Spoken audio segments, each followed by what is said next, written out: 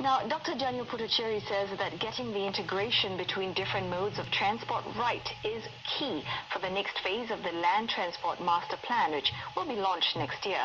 The Senior Minister of State for Transport was speaking at Mandai Depot, where the first train for the Thomson East Coast Line was unveiled.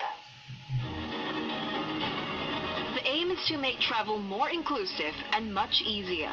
One example, the new trains on the Thomson East Coast Line, the first of which arrived in May.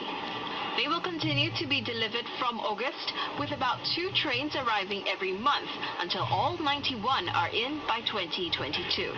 The Thomson East Coast Line will open progressively from 2019.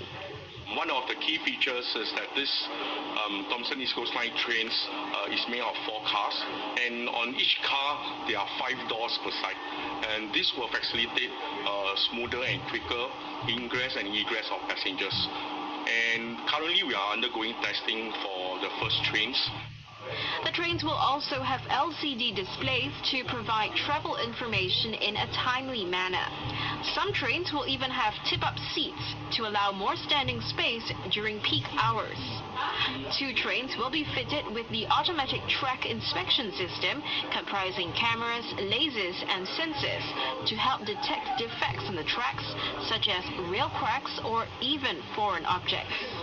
These considerations take a long time to plan, but are integral in creating a transport network that is convenient and accessible. We're going to continue to increase the density, the reach, the accessibility of our formal public transport network, the buses and the trains. What's very important is that last mile and the integration between different modes of transport. So take a user-centric approach. How do you take a bike to an MRT station? How do you take a bus and then perhaps a ride sharing at the other end when you're approaching the CBD? What we call intermodal transport, linking up all those different parts of the experience. I think getting that right will be key to the next phase of our Land Transport Master Plan.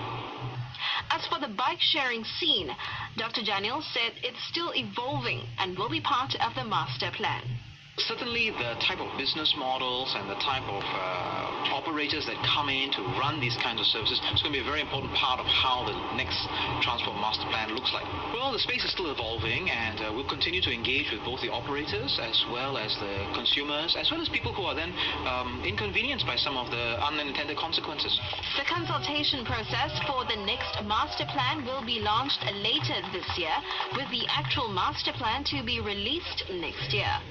Earlier in May, the government announced it would set up a Land Transport Master Plan Advisory Panel to discuss ideas collated through feedback channels and make recommendations.